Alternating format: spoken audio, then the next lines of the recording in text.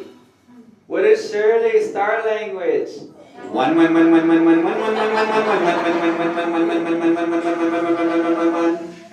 All right, so before we seal and close our boxes, what we're going to do one more time. This time you're going to activate purity. So declare that to yourself. Activate purity. Breath in. There you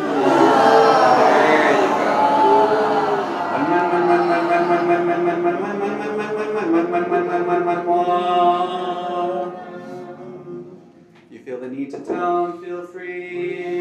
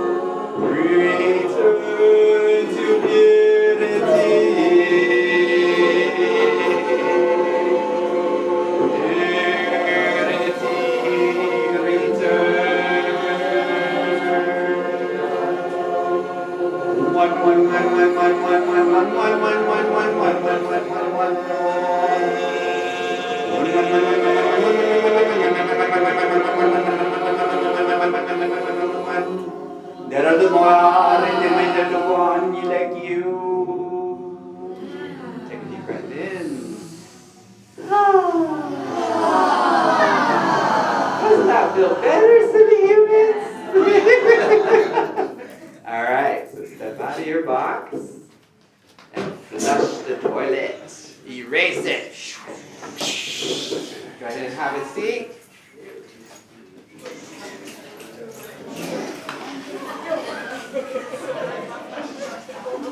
How do you feel now?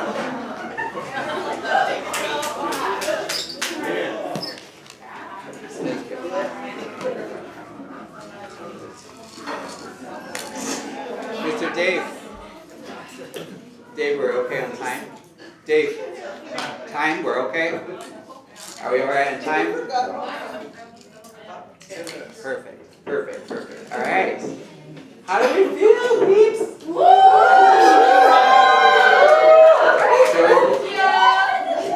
Alright, so for our right? We're a physical embodiment, we're a mental embodiment, and then we have all our universal embodiments, right? We're multidimensional beings. So for the mental embodiment, who's curious to know, who wants to know why this works? Thank you. Thank you. Thank you.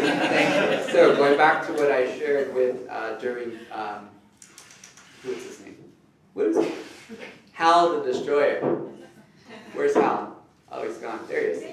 Lumerian representing. So going back to what I was sharing. Body, 75 to 85% water. Remember? Right? Does water balance people? It does? Does it balance? Does water balance? Thank you, Kathy. Again, Kathy. Does water balance? Slosh, slosh, slosh, slosh, slosh, slosh. So if our body is sloshing, am I in balance right now? No. Thank you. So instead, harmonize.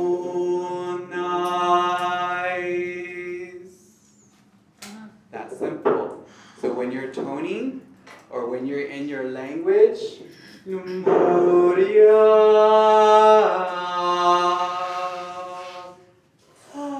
right? You're already feeling it, right?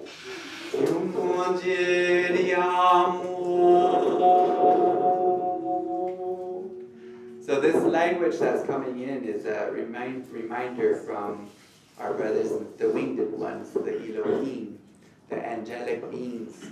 And the Elohim communicates in the form of tonality, through tones, and through songful expression. So that's why it sounds very church-like, right? It sounds very choir-like. So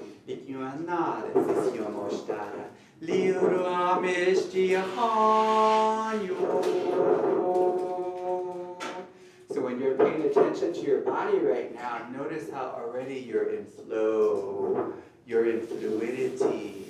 So when you're giving yourselves permission to receive whatever it is that you wish to intend, our intention when we opened the box, of course, was to let the gunk go, right? So we opened the box, and the box helped us in the form of tools. Now that you're all free, like you really embody that, give yourselves permission to receive, because you remember the space has always been there. You remembered that space. And right away, as soon as one person started toning, everybody started toning, and then we started moving. Because again, your physical embodiment, 75 to 85% water, right? So your cells are now, rather than Arcturians. So who let the Arcturians out? Right? Yep, see? So it's a little bit more gentler. So when you're wanting to activate more consciously your star languages, try toning. Try toning. Because again, your body's already embodied in that physical aspect of well-being. That's water. And so the water is harmonizing. So as you're giving yourself permission to receive, we allow, integrate, activate, accelerate miracles. We allow the miracles. Miracles. Notice how your heart opened. Thank you. And then you fill it with gratitude. Thank you. Thank you. A little bit, right? Gratitude. So, to bring us down, so in honor of Chief and in honor of Shirley, so to help bring us down, right? Even though it's like, oh, let's stay high all day, sure. I know, we're still in 3D, right? We're still in 3D, so just to kind of help ground it back in. Yeah, right? Remember physicality, beautiful body that we have. Take a look around, see your brothers and sisters, see your other mirrors, right? The other aspects of you, and it's so beautiful. You know, that beautiful colorfulness, right?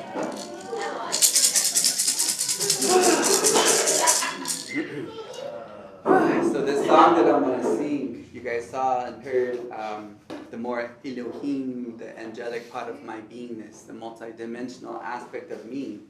So to now ground it into more physical presence with indigenous part of me in this embodiment, I'm going to go ahead and honor and share with you the Lakota thank you song that is always sung that was always sung at the Star Knowledge conferences.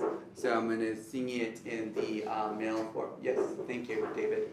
I'm going to sing it in the male version, the more warrior aspect of the beingness, and then we're going to close it up also with the female version. And so I have asked our dear Margaret to join in that. All right, you guys ready? Gotta ground here, it's still flying. Right here? Right here? Right here? Right here? Right here? Garrett the Destroyer. I don't need it. Can you guys hear me without it? Okay. I'm just gonna leave it here. Alright. Alright, here we go. So be in your gratitude, because this is a thank you song. Woka tonka shirila ila maya yeloe janyu pawakaka maya kuelo ila maya yeloe. We chozani walk maya kuelo ila maya ye ila maya yelo janyu pawakaka maya kuelo ila maya yelo. We chozani walk maya kuelo ila maya ye ila maya yelo.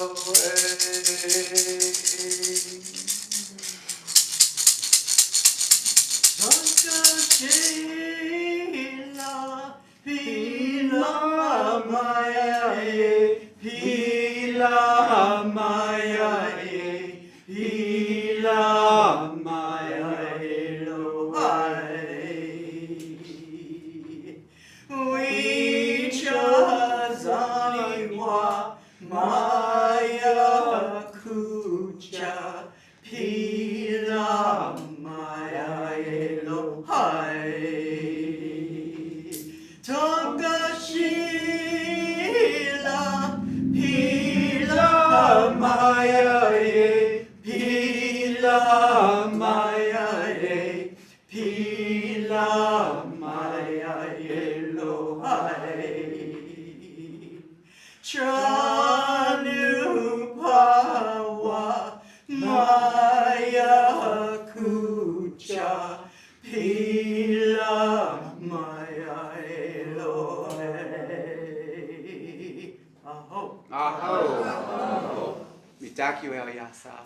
My relatives, thank you for your beingness. Thank you for being beautiful. Thank you for allowing me to be here in your presence. Mastaka yakan lekinyuma. The star nations are very present now. And so for the duration, this is a reminder, when we are in unified energy such as now, such as this moment, be careful with your thoughts. Be careful with how you are bringing and speaking into existence. Think of only the beautiful things that you wish to receive. The miracles, the love, the healing.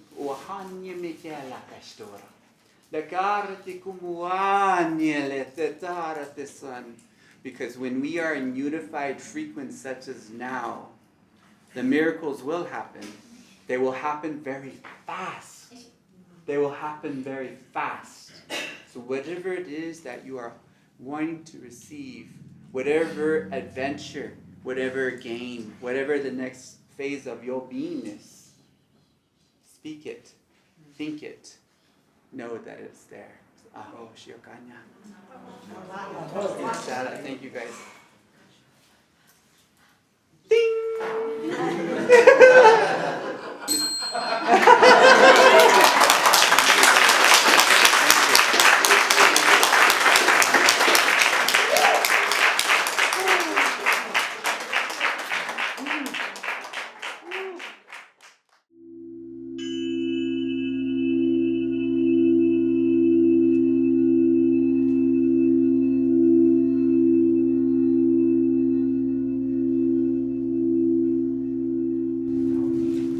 Galactic Mama Zummo.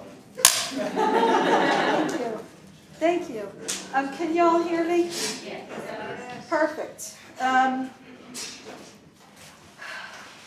Okay. So I'm just going to start with some gratitude. I want to honor all of the speakers before me, all of the speakers after me. I just feel so blessed to be in your presence. And I'm so grateful that I got to learn from you and experience you and meet you. Today, I honor Tony with, Anthony with, my brother's Tony. Anthony with my, Your leg? not my leg. My Bob Ross Happy Clouds socks. Bob Ross. Just so you guys know, when Susan becomes, up there, you can all say we saw her leg. That's right.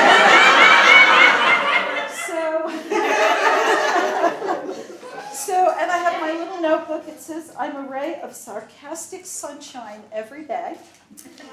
And I'm saying this now because for those of you who've heard me talk before, I usually do a lot of laughing and joking, especially at myself, right? And then they said, this is going to be serious. So I said, well, then I'm wearing my socks anyway, damn it. I'm bringing my notebook. So that was my contribution. And I actually wrote things down, which is something I also never do, as you know, but I have to do that this time. So the first thing is, I'm so glad I got to meet you in person because we've already worked together twice. Wednesday night and last Saturday night, we all got together. And the first time we got together, we were having a dance party. And it was a lot of fun, actually. I got to sit on a couch and we were playing games and all kind of neat stuff. And the second time, we were in class together. And we were in a beautiful white building with lots of wood trim. And for me, that's always a place of higher learning or a spiritual place. So I said, well, I can't wait to sit down and talk to everybody because this will be the third time. So it's absolutely great that we got together before now so that we could kind of lay a foundation with one another, even if it wasn't on a conscious level. Because the beings of light that I work with and the type of work that I do is more on a mental telepathy level than it is on a physical level. So it didn't surprise me that we were getting together in the other realms and hanging out and having fun, having a little meet and greet and then getting down to some business. And so that kind of got us ready for today. So this is what I have learned over the last day and a half. So the themes that I've gotten are remember who you are, come from the heart, and frequency. Things that I love, absolutely love. And so, no surprise, that's what I'm going to talk about today. So first we're going to start with remember. And again, for those of you who know me, or who've been with me before, one of the things I hate to do is talk about myself. And so, as soon as I said, you know, I hate to talk about myself, they said, remember who you are. Because when I remember who I am, you remember who you are. I remember who I am. I remember I'm an Alteran from the High Council of the Galactic Center between Sagittarius and Aquila, the Eagle constellation. I'm a spiritual teacher from the 12th dimension. I speak for the Apache Star People, which still freaks me out because I'm a white girl from New York. And so I'll tell you that in a minute. I've been here since the beginning of the start of the descent into physical form, and so have you. I remember who I am. Remember. Remember who you are. Remember. We're going to be doing remembering, and I love that. Since you've been here from the beginning with me, that's why you're tired.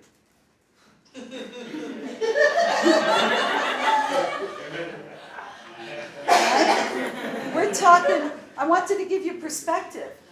It's not 60 years tired, or 20 years tired, or 15 lifetimes tired. It's billions of lifetimes tired because we have been birthing this planet and the beings on it into the next phase of life, the ascension, since it started. Of course we're tired. We're impatient.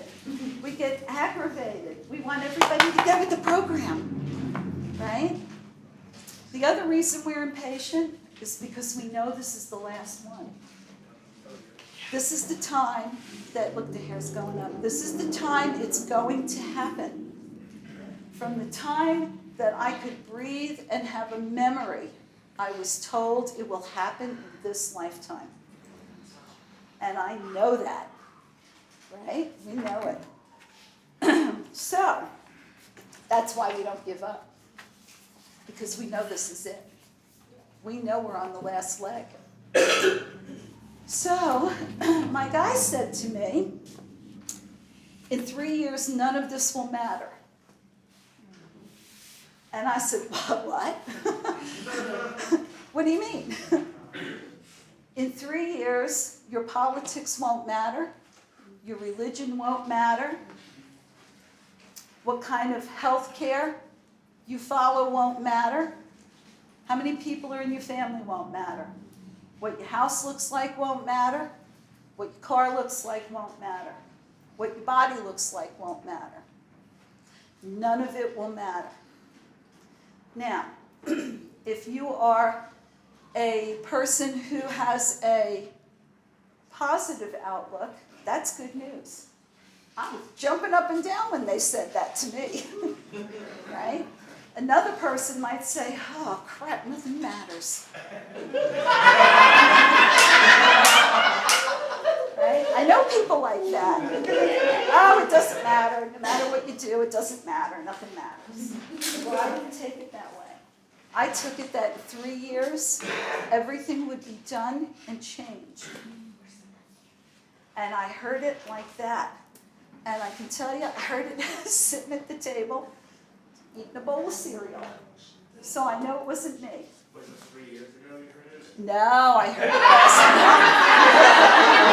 But I wish it was, right? Because that was my other thought. My other thought was, shit, 3 more years, right? So when did you? A couple months ago I heard it. And it's really interesting because what I got after that was, we're at the midpoint of the 4th dimension. So for those of you who know that the planet is traveling through the universe, we've headed into the Oort cloud. starting on December 12th, 2012. December 21st, 2012 is when we entered the edge of the Oort cloud. We're at the middle of it. We're at the center of 4D. So what that means is we're at the pinnacle. If you think of a roller coaster, we're at the top. And you know when you get to the top of the roller coaster where it pauses for a second, right? And you're just kind of hanging there. All right. Exactly it. What they said to me was, we're at the place where we have the opportunity to pause before the great exhale. We can continue to move forward, or we can continue to hold our breath and remain in the lower fourth. We are at the pinnacle of the roller coaster before it goes careening down the ramp. All right, so we have to be in our center. We have to know that we're safe. When you get on a roller coaster, you know you're not going to be flying off, right? You know you're safe. You wouldn't get on otherwise. We know where we're going. We know where we're going to end up. That's never been in question. How we get there has been in question and how long it's going to take. But we know where we're ending up. So at this period right now, every one of us has the opportunity to set our intention for how we're going to get there and what it's going to look like for us, for you in particular. Because as everyone has said before me, now is the time where the manifesting is really going to get started quick.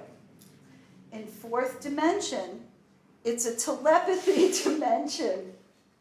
You create with your mind. What you believe, you create. What you focus on, you create. What you intend, you create. Right? You fuel it with emotion. And you get to pick the emotion. So what I want to do with us today is I want us to take that pause and make a conscious intent. Make a conscious vision of what it is that we want. Okay? Because it's going to happen quickly. So while I was having this conversation with them, they started talking to me about ascension and about what 5D is and what 5D looks like. Everybody I talk to, I'm the most annoying person in the world because I say to them, so what is it going to look like when you're in 5D? And everybody's like, it's going to be love. Okay, but what's it going to look like? What are you going to look like? What is your environment going to look like? Because if you can't envision it, how are you going to get there? Right? We need that. We need a carrot. I need a carrot. So what I was given was, well, the word ascend means to raise up. To raise up. So we know that in 5D, it's a love energy. It's a love frequency, right? You can't bring fear into 5D. You can bring fear into 4th and upper 4th, but not into 5th. So that's why we're not in 5th, because we still have fear. Every one of us does. I do, right? So I can tell you that I've been very blessed because for the last 30 years, my teacher has been going, get rid of your fear, forgo your fear, eliminate fear. And I thought, wow, she's really harping on that crap. And now I know why, right? You have to eliminate fear and expand love. So ascension is a no fear love frequency. It's the resolution of duality. When you resolve duality, you are left with nothing but love. When you resolve duality, you are left with nothing but love. So, anytime that you are in either or, good or bad, high or lower, right? Any one of those primary systems, binary systems, on, off, you're in duality, right? Your politics are about duality. Your healthcare is about duality. Do you go to the doctor or you go to the massage therapist? That's duality. Everything has to be integrated. Ascension is resolving duality, because in 5D we don't have duality. We have oneness, we have love. If you have duality, you have fear or love. Right? That's duality. Once you resolve that and embrace all of who you are and remember all of who you are, you're left with love. So, ascension is a frequency shift. Ascension equals open energy centers, open mind, open beliefs, open hearts. Ascension is not an escape. I'm so sorry. It is not an escape. If you want to ascend so you can escape this crappy planet, you're not going to be happy, right? It's not a state of being. It's a frequency. We move into ascension frequency through the active choice to bring light into the body and align with pure love. Ascension is the frequency of the soul. It's soul frequency. And when we release fear and align with the soul, we ascend. Okay? That's why ascension is not outside of you. It's not a place. It's a frequency that we generate ourselves by reaching for our soul and pulling it in and coming into alignment with it. And when we get in a group and do it together, then you have the frequency of the group to support you and hold you up and help facilitate that. So we can remember who we are. Remember who you are. I know who I am. Do you know who you are? You have to know who you are. Because who you are is your soul. And you want to bring it in. And don't push it away and pretend you don't know it. Or that it's separate from you. Your soul is not separate from you. Your ascension is not separate from you. That's why my friends keep telling you they can't do it for you. That's why people say do your work. We can show you, we can talk about it, right? All of that stuff that I told you I was when we started, that doesn't mean shit. Because unless I'm bringing light into my body and expanding love, it doesn't matter who I was or what I did or where I came from. What matters is what am I doing right now? How am I bringing that frequency into my body right now? How am I expanding light into my environment right now so that everyone else can sit in that frequency? How am I expanding love to the people that are different from me or the people who are like me? How am I doing that? Because unless I'm doing those two things, I'm not ascending. I'm sitting in 3D, duality, and 4D, manifesting fears. Because that's what you do in 4D. You manifest everything. Your fears, your joys, everything. Everybody around you, look at them out there. They're manifesting their horrors. Because we're in 4D. And it happens really fast. And they're doing a great job of it. Right? So you expand love. You surround them in light. You surround yourself in light. That's what you do. You see? That way, everybody gets that energy that gives them the opportunity to raise up their frequency equals ascend. Right? So, I love that we talk about it. Do you all remember the movie Knowing with Nick Cage? Yeah. I love that movie. Loved it. Because he wanted to go with his kids. He was scared of the beings that were meeting with his kids. He had a lot of fear. He had a lot of grief, right? He had a lot of bad habits. He was drinking, right? He had guilt. He had fear. And he was afraid they were going to snatch his kids up from him and something terrible was going to happen. What happened at the end? They went to a different dimension and he couldn't go. Not because the beings said you're not allowed, but because he had fear. And his frequency kept him from moving into that dimension with them. There's no judgment. Our souls do not judge us if we stay in 3D. They don't judge us if we stay in 4D. They don't judge us if we stay in 5D. There's no judgment. There was no judgment in there. They just looked at him and said, "I can't take you." The frequency didn't match. So when you see people in the world whose frequency doesn't match yours, there's no judgment. Your soul is never going to put you in a place, an experience, or a situation where your frequency doesn't match because it would harm you.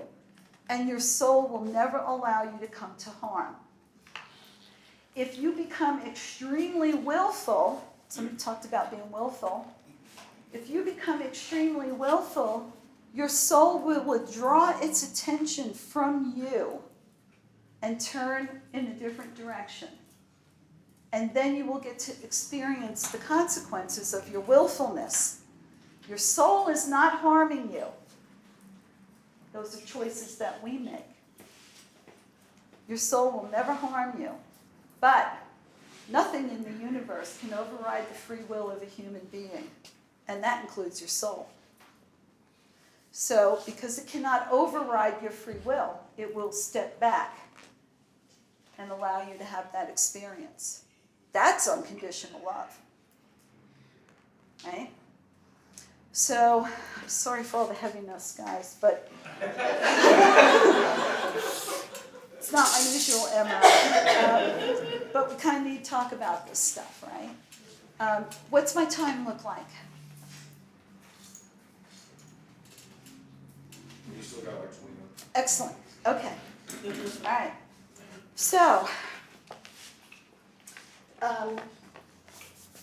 about 20 years ago, 21 years ago, I was a Reiki, well, I'm still a Reiki master, but I was teaching Reiki. And I had asked my guys, I call them the beings of light, and to me they look like pillars of light, just pillars of light. And I asked my guys to bring through me a healing modality that would accelerate learning in people and accelerate their ability to create what they wanted. And I worked with it for a couple of years, and it was really harmful to people. People would take the class and then they would yell at me because what they wanted was created immediately. Immediately. So, for example, I had one guy who took the class and he wanted to win the lottery. And I said to him, "What do you want to win the lottery for?" "I want to win the lottery." And that's what he set his intention for when we did the energy work. Well, he did. He started winning lottery tickets and playing tickets and this and that. A couple of weeks later, his wife called me up and said, "What the hell did you do to my husband? He has a gambling addiction." I was like, I said, did he have it before he took the class? And she said, no. No, but now he had a gambling addiction. So I tried to bring it forward for a couple of years, and I was told to put it down and step back. So fast forward 20 years, and I was thinking about ascension tools and helping people ascend. And I was thinking about your conference. And I was like, well, what am I going to do with these people that, how can and I heard as clear as a bell, soul patterning is fourth dimension energy. Well, in 1993, people weren't ready for fourth dimension energy. They couldn't handle upper fourth. It was a completely different world. When I came with soul patterning came through, nobody even used the word soul. It wasn't even used. So they said, take it out, bring it forward. And yes, it will work for manifesting, but that's not what it's for. So I said, okay, I'll do it.